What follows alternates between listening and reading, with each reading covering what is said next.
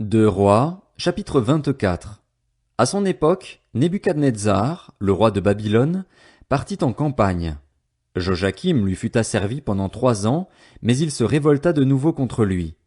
Alors l'Éternel envoya contre Joachim des troupes de Babyloniens, des troupes de Syriens, des troupes de Moabites et des troupes d'Ammonites. L'Éternel les envoya contre Juda pour le détruire, conformément à la parole qu'il avait prononcée par l'intermédiaire de ses serviteurs les prophètes. Tout cela arriva uniquement sur l'ordre de l'Éternel. Il voulait éloigner Juda de lui à cause de tous les péchés commis par Manassé et à cause du sang innocent que Manassé avait versé et dont il avait rempli Jérusalem. L'Éternel ne voulut pas pardonner. Le reste des actes de Joachim, tout ce qu'il a accompli, cela est décrit dans les annales des rois de Juda. Joachim se coucha avec ses ancêtres. Son fils Joachim devint roi à sa place. Le roi d'Égypte ne quitta plus son pays, car le roi de Babylone avait pris tout ce qui lui appartenait, depuis le torrent d'Égypte jusqu'à l'Euphrate. Joachim avait 18 ans lorsqu'il devint roi, et il régna 3 mois à Jérusalem. Sa mère s'appelait Nehushta, et c'était la fille d'Elnathan de Jérusalem. Il fit ce qui est mal aux yeux de l'Éternel, entièrement comme l'avait fait son père. C'est à cette époque que les serviteurs de Nebuchadnezzar, le roi de Babylone, montèrent contre Jérusalem, et la ville fut en état de siège. Nebuchadnezzar, le roi de Babylone, arriva devant la ville pendant que ses serviteurs en faisaient le siège. Alors Joachim, le roi de Juda, sortit vers le roi de Babylone avec sa mère, ses serviteurs, ses chefs et ses eunuques, et le roi de Babylone le fit prisonnier. C'était la 8e année de son règne. Il emporta de là tous les trésors de la maison de l'Éternel, ainsi que ceux du palais royal. Il brisa tous les ustensiles en or que Salomon, le roi d'Israël, avait fait dans le temple de l'Éternel. Cela se passa comme l'Éternel l'avait annoncé. Il emmena en exil tout Jérusalem, tous les chefs et tous les hommes vaillants. Il y eut 10 000 exilés, avec tous les charpentiers et les serruriers. Il ne resta que les pauvres du pays. Il exila Joachim à Babylone, et il emmena en exil de Jérusalem à Babylone la mère du roi, ses femmes, ses eunuques et les grands du pays, tous les guerriers au nombre de 7 000, ainsi que les charpentiers et les serruriers au nombre de 1 000, tous ceux qui étaient des hommes vaillants, aptes à la guerre. Le roi de Babylone les fit venir en exil à Babylone, et il établit roi à la place de Joachim son oncle Mathania, dont il changea le nom en Sédécias. Sédécias avait 21 ans lorsqu'il devint roi, et il régna 11 ans à Jérusalem. Sa mère s'appelait Amutal, et c'était la fille de Jérémie, de Libna. Il fit ce qui est mal aux yeux de l'Éternel, entièrement comme l'avait fait Joachim. Cela arriva à cause de la colère de l'Éternel contre Jérusalem et contre Juda. Il était si irrité qu'il voulait les rejeter loin de lui. Sédécias se révolta contre le roi de Babylone. Deux Rois, chapitre 25. Alors, la 9e année du règne de Sédécias, le 10e jour du 10e mois, Nebuchadnezzar, le roi de Babylone, vint avec toute son armée attaquer Jérusalem. Il installa son camp devant elle et construisit des retranchements tout autour d'elle. Le siège de la ville dura jusqu'à la 11e année du règne de Sédécias. Le 9e jour du 4e mois, la famine était si forte dans la ville qu'il n'y avait plus de pain pour la population du pays.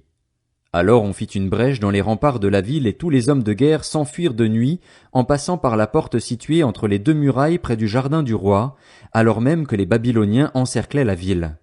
Les fuyards prirent le chemin de la plaine. Cependant, l'armée babylonienne poursuivit le roi et le rattrapa dans les plaines de Jéricho. Toute son armée se dispersa loin de lui. Ils s'emparèrent du roi et le firent monter vers le roi de Babylone à Ribla. On prononça un jugement contre lui. Les fils de Sédécias furent égorgés en sa présence, puis on lui creva les yeux, on l'attacha avec des chaînes en bronze et on le conduisit à Babylone. Le 7e jour du 5e mois, c'était la 19e année du règne de Nebuchadnezzar sur Babylone, Nebuzaradan, le chef des gardes et le serviteur du roi de Babylone, pénétra dans Jérusalem. Il brûla la maison de l'Éternel, le palais royal et toutes les maisons de Jérusalem. Il livra aux flammes toutes les maisons d'une certaine importance. Toute l'armée babylonienne qui accompagnait le chef des gardes démolit les murailles formant l'enceinte de Jérusalem. Nebuzaradan, le chef des gardes, emmena en exil les membres du peuple qui étaient restés dans la ville, ceux qui s'étaient déjà rendus au roi de Babylone et tout le reste de la population. Toutefois, le chef des gardes laissa comme vignerons et comme agriculteurs une partie des pauvres du pays. Les Babyloniens brisèrent les colonnes en bronze qui étaient dans la maison de l'Éternel, ainsi que les bases et la cuve en bronze qui s'y trouvaient, et ils en emportèrent le bronze à Babylone. Ils prirent les cendriers, les pelles, les couteaux, les tasses et tous les ustensiles en bronze qu'on utilisait pour le culte. Le chef des gardes prit encore les brûle-parfums et les coupes, aussi bien ceux qui étaient en or que ceux qui étaient en argent. Quant aux 2 colonnes, à la cuve et aux bases que Salomon avait faites pour la maison de l'Éternel, il était impossible de peser le bronze de tous ces éléments. La hauteur d'une colonne était de 9 mètres, et il y avait au-dessus un chapiteau en bronze haut d'1,5 mètre. Autour du chapiteau il y avait un treillis et des grenades, le tout en bronze. Il en allait de même pour la seconde colonne, aussi avec le treillis. Le chef des gardes captura le grand prêtre Séraja, le prêtre adjoint Sophonie et les 3 gardiens de l'entrée. Dans la ville, il captura un eunuque qui commandait aux hommes de guerre, 5 hommes qui faisaient partie des conseillers du roi et qu'on trouva dans la ville, le secrétaire du chef de l'armée chargé d'enrôler la population du pays, ainsi que 60 hommes pris parmi la population du pays qu'on trouva dans la ville. Nebuzaradan, le chef des gardes, les captura et les conduisit vers le roi de Babylone à Ribla, et le roi de Babylone les frappa à mort à Ribla, dans le pays de Hamath. C'est ainsi que Juda partit en exil loin de sa terre. Nebuchadnezzar, le roi de Babylone, plaça le reste du peuple, ceux qu'il laissa dans le pays de Juda, sous l'autorité de Guédalia, le fils d'Achikam et le petit-fils de Shaphan. Lorsque tous les chefs des troupes et leurs hommes apprirent que le roi de Babylone avait établi Guédalia comme gouverneur, ils se rendirent vers Guédalia à Mitzpa. C'étaient Ismaël, le fils de Netania, Joshanan, le fils de Caréar, Séraja, le fils de Tanumet, de Netopha, et Jaazania, le fils du Maakassien, ainsi que leurs hommes. Guédalia leur fit un serment, à eux et à leurs hommes, et il leur dit, « N'ayez pas peur des serviteurs des Babyloniens. Installez-vous dans le pays, servez le roi de Babylone et tout se passera bien pour vous. » Mais le 7e mois, Ismaël, le fils de Netania et le petit-fils d'Élishama, qui était de sang royal, vint en compagnie de 10 hommes et ils frappèrent mortellement Guédalia ainsi que les Juifs et les Babyloniens qui étaient avec lui à Mitzpa. Alors tout le peuple, du plus petit jusqu'au plus grand, et les chefs des troupes se levèrent et s'en allèrent en Égypte, parce qu'ils avaient peur des Babyloniens. La 37e année de l'exil de Jojakin, roi de Juda, le 27e jour du 12e mois, Évil-Mérodach, le roi de Babylone, releva la tête du roi de Juda Jojakin et le fit sortir de prison. C'était la première année de son règne. Il lui parla avec bonté et lui donna une place supérieure à celle des autres rois retenus avec lui à Babylone. Il lui fit changer ses habits de prisonnier et Jojakin mangea à sa table tout le reste de sa vie. Le roi pourvut constamment à son entretien journalier durant tout le reste de sa vie. 1 Chroniques, chapitre 1. Il y eut Adam, Seth, Énosh, Kénan, Mahalalil, Jéred, Enoch, Méthusélah, Lémec, Noé, Sem, Cham et Japheth. Fils de Japheth, Gomer, Magog, Madaï, Javan, Tubal, Méchec et Tiras. Fils de Gomer, Ashkenaz, Riphat et Togarma. Fils de Javan, Elisha, Tarsis, Kittim et Dodanim. Fils de Cham, Cush, Mitzraïm, Put et Canaan. Fils de Cush, Saba, Havila, Sapta, Raéma et Sapteka. Fils de Raéma, Séba et Dedan. Cush eut pour fils Nimrod. C'est lui qui fut le premier homme puissant sur la terre.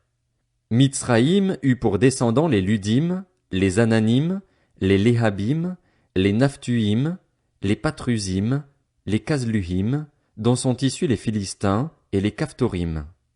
Canaan eut pour descendants Sidon, son fils aîné, et Heth, ainsi que les Jébusiens, les Amoréens, les Girgasiens, les Héviens, les Arkiens, les Siniens, les Arvadiens, les Tsémariens et les Hamassiens. Fils de Sem, Élam, Assur, Arpakshad, Lud et Aram. Fils d'Aram, Uts, Hul, Guéter et Méchec. Arpakshad eut pour fils Shélar, et Shélar eut Héber. Héber eut 2 fils. Le nom de l'un était Péleg, parce qu'à son époque la terre fut partagée, et celui de son frère était Joktan.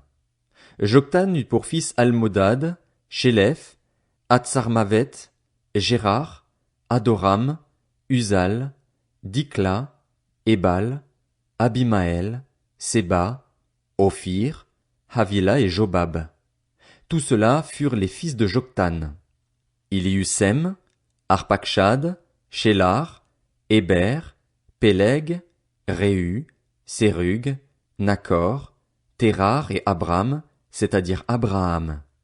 Fils d'Abraham, Isaac et Ismaël. Voici leur lignée. Nébajot, le fils aîné d'Ismaël, Kédar, Abdil, Mibzam, Mishma, Duma, Massa, Hadad, Théma, Jétur, Naphish et Kedma. Ce sont là les fils d'Ismaël. Fils de Kétura, la concubine d'Abraham, elle mit au monde Zimran,